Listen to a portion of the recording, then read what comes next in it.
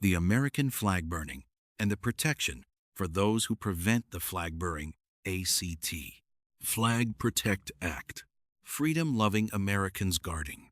Protection for real old tradition. Ensuring citizens truly act. The flag they burned, and the ones who bled for it. A proposed bill, and the story of why it has to exist. I cried doing the research for this article.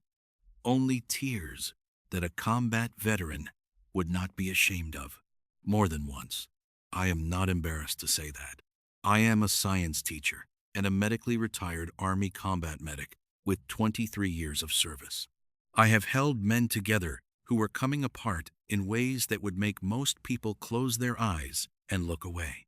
I have been in places and made decisions that follow me into rooms where I am supposed to feel safe. I do not cry easily, but I cried writing this. And I think that is exactly as it should be. Because if you do the research, if you really sit inside these stories and not just skim the surface of them and you feel nothing, one of us is broken. I am fairly confident it is not me. So, let us talk about a flag and what it actually costs. The decision nobody talks about. There is a decision that combat medics make that nobody talks about at the dinner table. You do not read about it in the news.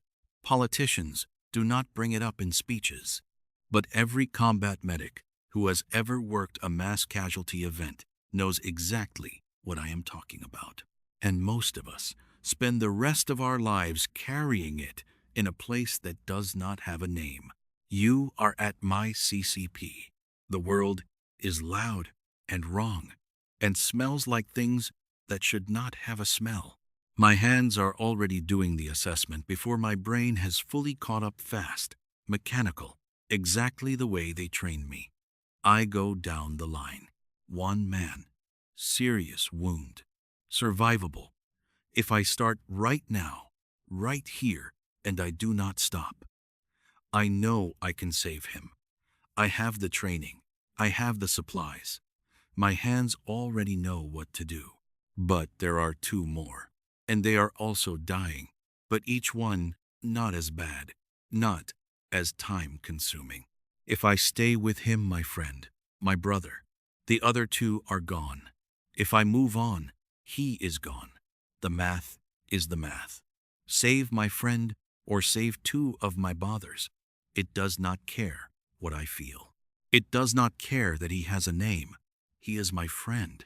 That I know the name of his wife, his kids, that I have talked to his family on the satellite phone. It does not care that somewhere there is a woman who said goodbye to him at an airport and is going to get a knock on her door that will divide her life into a before and an after. I move on. He dies. And two more live from his sacrifice. From my sacrifice. And I live with that. Not because I did something wrong, because I did something right.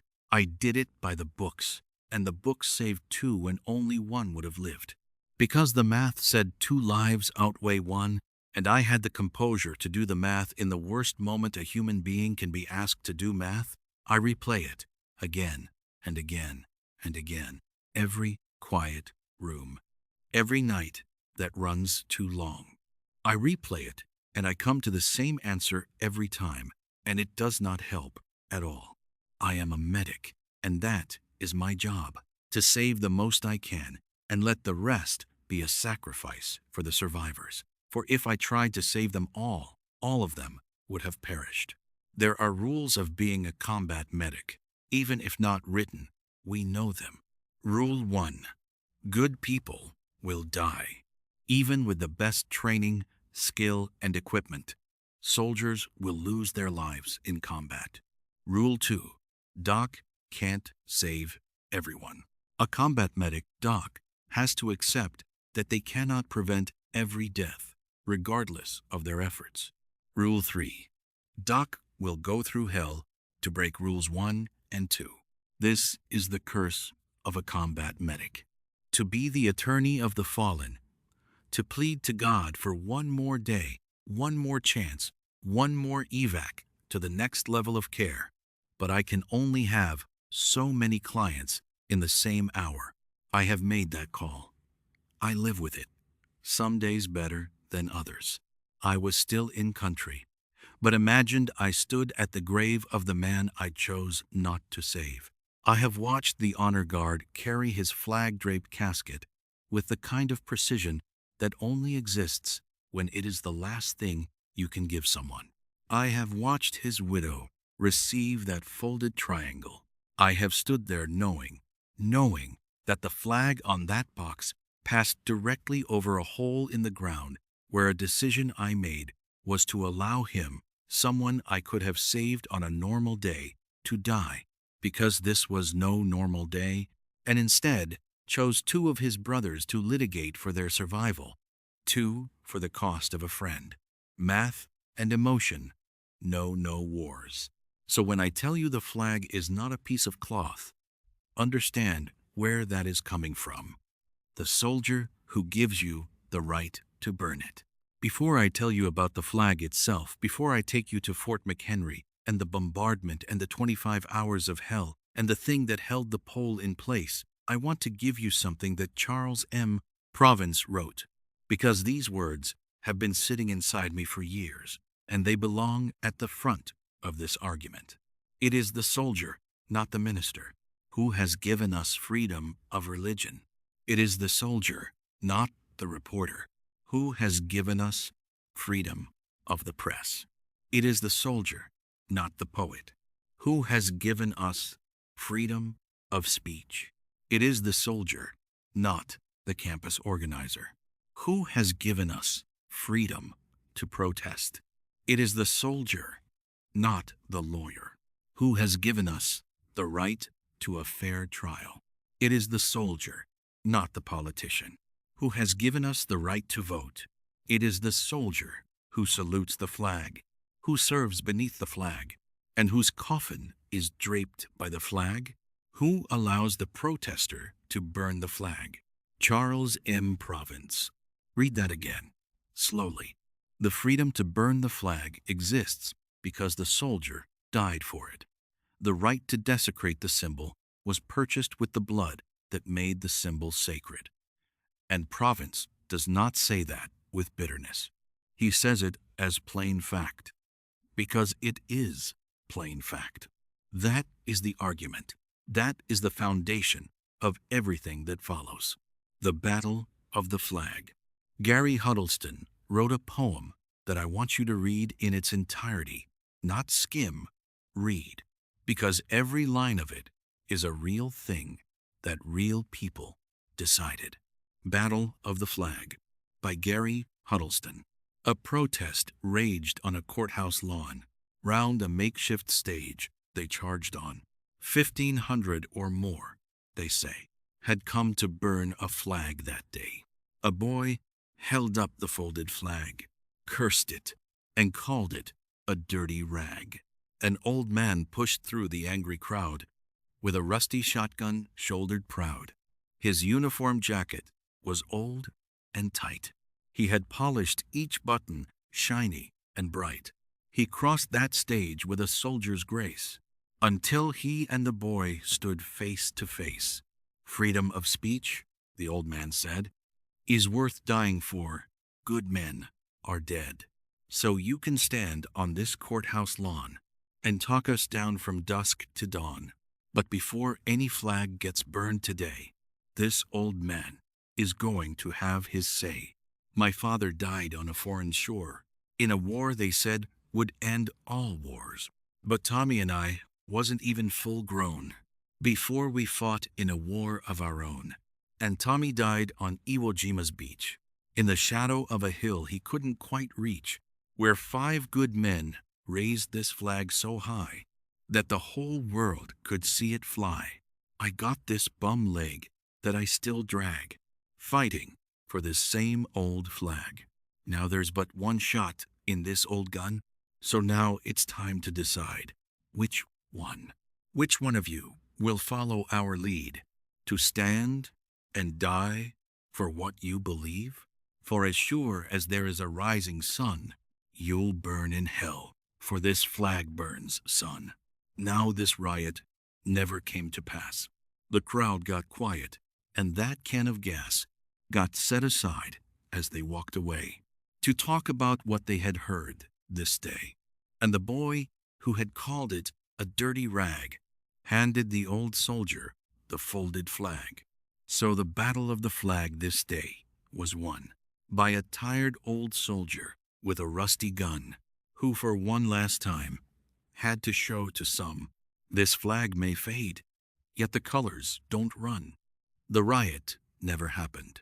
1,500 people who came to burn it, and one tired old soldier with one shot in a rusty gun, and the crowd went quiet. That is what the flag does to people who understand what it cost. The boy who called it a dirty rag handed it back, not because he was forced to, because he heard the story, because someone made him understand what he was actually holding. That is all I am trying to do here. Make you understand what you are actually holding, what Francis Scott Key actually witnessed. September 13 to 14, 1814. Napoleon was defeated and imprisoned on Elba. The most powerful military empire on earth was suddenly free, freshly victorious across Europe, to turn its entire undivided attention toward finishing what the American Revolution had embarrassed them out of completing. Britain did not come in 1814 to skirmish. Britain came to end the American experiment. They assembled 5 of the 8 most powerful bomb ships in the entire Royal Navy in Baltimore Harbor. 5 of 8. The world's total inventory of that class of weapon, and most of it pointed at one fort on one peninsula. Each ship could hurl an exploding shell bigger than a basketball, packed with 13 pounds of black powder 2 miles through the air. When one fired, the entire ship went down 2 feet in the water from the recoil, and they had an entire fleet of them. The men inside Fort McHenry could not fire back. Their guns did not have the range. A soldier who was there wrote that they felt like pigeons tied by the legs to be shot at. They could only stand there and absorb it. For 25 hours, Francis Scott Key had gone out to negotiate a prisoner release. He succeeded. But the British, about to launch the attack, told him he was staying put until the battle was over because he had heard their plans. So he stood on the deck of an enemy warship and watched all night long. Here is the detail that most Americans have never been told, the detail that changes everything about those words you have sung since you were a child. He was praying the bombs kept coming, because silence would mean the fort had fallen. The only proof through the night that his country was still standing was the light of the weapons trying to destroy it. Every explosion that briefly lit the sky was a confirmation. Still there, still there, still there. And below him, in the hold of the ship, American prisoners kept asking him the only question any of them could think about. Is the flag still there? Tell us. When dawn came, the mist began to lift. Key lifted his telescope. The pole was at an impossible angle. The flag was in shreds. It was still there. What he found walking into the fort, what answered the question of why, is the detail that undoes me every single time I read it. The pole had taken direct hits. Every time it fell, men had walked over and held it up with their hands, with their bodies, knowing every British gun in that harbor was trained on the exact point where they were standing. They held it up until they died. Others took their place. The thing that held that pole in place at that impossible angle was not wood. It was patriots' bodies. That is your national anthem, not a song, a testimony. A man standing in the wreckage of a miracle, trying to find language large enough for what he just witnessed. Oh, say, can you see? He was asking a real question. He had spent the whole night asking it. The answer had cost people everything. The chain of courage. Before Fort McHenry, there was Bladensburg. Captain Joshua Barney and the Chesapeake flotilla, outgunned, outnumbered, not remotely a fair contest, standing their ground while every unit around them broke and fled. His guns tore into the advancing British column even as the world collapsed around him. He fought until he physically could not anymore. The British captured him and paroled him on the field, on the spot, in the middle of an active military campaign, because even the enemy recognized what honor looked like and felt obligated to acknowledge it.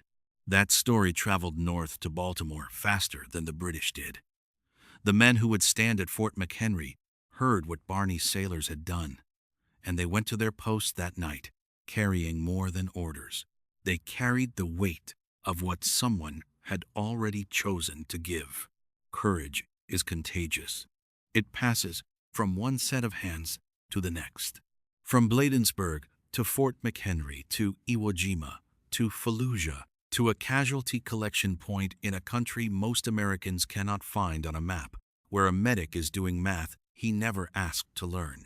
Every single person in that chain understood what the flag meant because they had watched someone else decide it was worth dying for first. The flag was sewn by hands most people have never heard of. Mary Pickersgill made it. A widow. Her family helped. A free black girl named Grace Wisher, indentured to Pickersgill, helped sew it. 30 feet wide, 42 feet long. 15 stars and 15 stripes for the 15 states of a republic that was still deciding if it was going to survive. Major Armistead had given Pickersgill very specific instructions. He wanted it so large that the British could not possibly miss it from a distance. He wanted them to see it and know exactly what they were up against. They used English wool. The flag that defied the British Empire was sewn from British material by a widow and a young black girl.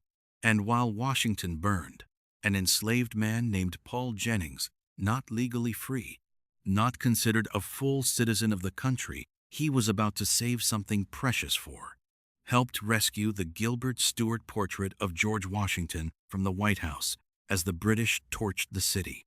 A man who was not yet free saved the image of the man who wrote that all men are created equal. I tell you these things because this flag does not belong to one America.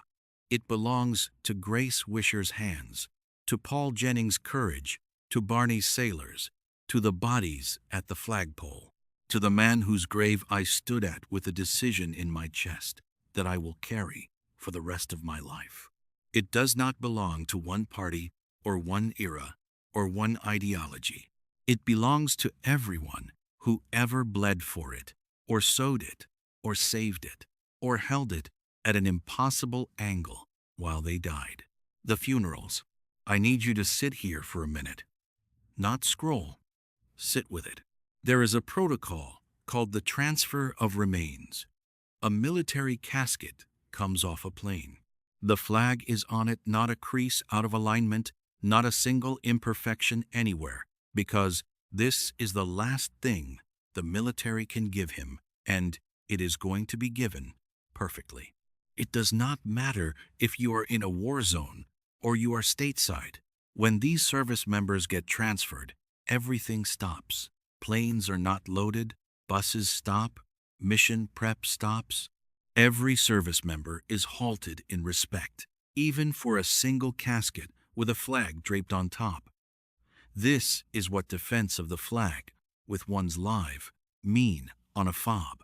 We all make a moment of silence in respect for the brother or sister who sacrificed their life for the flag and their country. They make it home, and we still carry on the fight for them. The honor guard moves with a precision that does not exist anywhere else in civilian life. Every step deliberate, every motion exact, because the ceremony is not for show. It is the nation saying, through the rigid, unwavering discipline of its ritual, we know what this person gave. We know, and we will not let them go without being witnessed. 21 guns, 3 volleys. The sound goes into the trees and comes back wrong. Every combat veteran in the crowd flinches at the first one and tries not to show it. Some of them do not succeed. That is not weakness. That is the body remembering something the brain is still trying to process. And then taps. 24 notes, played at American military gravesides since the Civil War. If you have never stood at one of those funerals and felt those 24 notes hit you somewhere behind your sternum and refused to leave days later, then you have not yet felt what I am trying to describe. I do not say that to be unkind. I say it because it is true. Those notes go somewhere in the body of a person who has served, and they do not come out. The flag is folded, 13 folds, a tight triangle of blue and stars. A soldier kneels. On behalf of the President of the United States Armed Forces, and a grateful nation, please accept this flag as a symbol of our appreciation for your loved one's honorable and faithful service. She takes it. She might be 19. She might have a child on her hip and another one coming she has not told anyone about yet because she was waiting to tell him first. She might be holding herself together by something that has no name in any language and no equivalent in any civilian experience. She holds it on the way home. She puts it somewhere she can see it. And on the nights when the house is too quiet and the chair at the dinner table is a wound that does not close, and the world has moved on in a way that feels like a personal cruelty, she looks at that folded triangle, that flag, the one in her hands right now. That is what you are burning. The bill. Here is what I am proposing. Read the whole thing before you react. There is a serious constitutional argument underneath it, and I have thought about it carefully. The Supreme Court ruled in Texas versus Johnson, 1989, and United States versus Eichmann, 1990, that burning the American flag is protected symbolic speech under the First Amendment. I agree with this ruling, surprisingly, but not as you may think. I have fought for your freedom of speech. My brothers and sisters have died to protect this freedom of speech from the government. However, every person who has put on the uniform of the United States Armed Forces has taken an oath not to a president, not to a party, not to any political figure, alive or dead, to the Constitution, and to defend the flag of the United States against all enemies, foreign and domestic. That oath does not come with an expiration date. Ask any veteran you know. It lives in the body long after the uniform comes off. So here is the First Amendment tension that nobody in Washington is addressing. If a person has the constitutional right to burn the flag as protected symbolic expression, and a service member has a sworn constitutional oath to defend that flag, an oath made under legal penalty, governing their entire adult lives, sending them to the places where they watched flags draped over their brothers, then that service member is also engaged in a constitutionally grounded act when they place themselves between a flame and that flag. Both parties are exercising rights derived from the same founding document. The flag burner invokes the First Amendment. The veteran invokes the oath that made the First Amendment possible in the first place.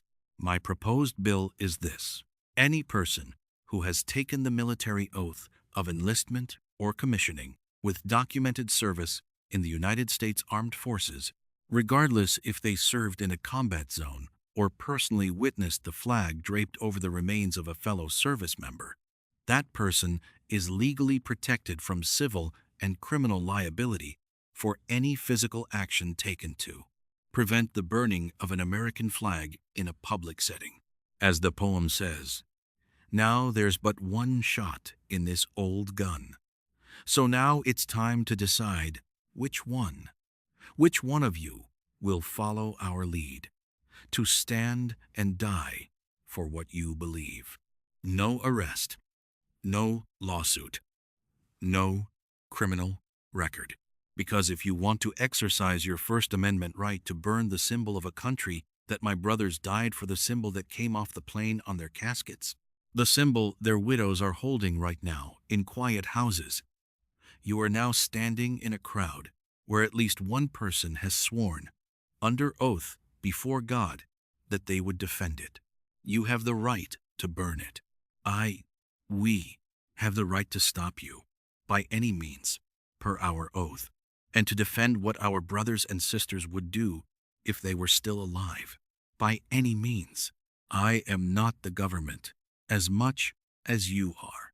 The government is not restricting your freedom of speech. I am fulfilling my oath as an individual. I am embracing my freedom of speech for my fallen brethren by destroying anyone who is willing to burn their casket covering. That is not a contradiction. That is the First Amendment working exactly the way the founders intended, two competing rights, both rooted in the Constitution, working themselves out in the public square without the government pre-deciding which one wins. What I need you to understand, the reason I cried researching this, and I said it at the beginning, and I will say it again because I refuse to be embarrassed by the truth, is the accumulation of it all. Grace Wisher's hands moving through English wool at a table. Paul Jennings, not legally free, carrying the portrait of freedom out of a burning building. Barney's sailors fighting when every unit around them ran, and the enemy paroling their commander, because even they could recognize honor when they saw it. The bodies at the flagpole, keeping the flag up, inspiring the Star-Spangled Banner. The medic's calculation, 2 lives for the cost of 1. Math that does not care about names. The 24 notes that do not leave. The widow who does not let go of the triangle. Every single person in that chain made the same decision, to put their body between what they loved and what was coming for it. Whether that body was a girl's hands moving through wool, or a soldier wrapping himself around a flagpole while the guns found the range, or a medic moving down a line of men and leaving one behind so 2 others can live, or a young widow pressing a triangle of blue and stars to her chest, because it is the only weight keeping her attached to the earth. The flag is not the cloth. The flag is the choice. The choice to stand when everything says run, to hold on when everything says let go, to put your body between what you love and what is trying to destroy it. That is what the anthem is about. That is what the 24 notes are about. That is what every flag on every casket is about. You want to burn it? Bring your lighter. Put your life on the line to burn that flag. I dare you. With this law, you have the freedom to burn the flag. But I will protect the flag with my life, as I have done for the last 23 years. And I do not think you are ready to protect your right to burn it with the same vigor and sacrifice, for I will protect it to my death. So good luck. But I want the man in that crowd who folded that flag for a widow he never met, who stood at attention for someone else's husband, dry-eyed and straight-backed because she needed him to have the legal right to stand between you and that flame without being handcuffed for it. He already spent years doing exactly that. The least we can do is make sure we do not arrest him for doing it one more time. But what do I know? I am only a medically retired Army combat medic who has made the calculation you can never take back, who has watched a flag-draped casket pass over a hole in the ground where a decision of mine is buried alongside a man I could have saved on any other day, who has placed a folded triangle into hands that shook in a way I still see in the quiet rooms, and who has enough respect for every one of them to refuse to let their symbol go without saying something. Share this if you have ever stood at a graveside while those 24 notes told you something words never could. Share if you support our flag and the ones who died and were covered by it to protect the rights of those who burn it.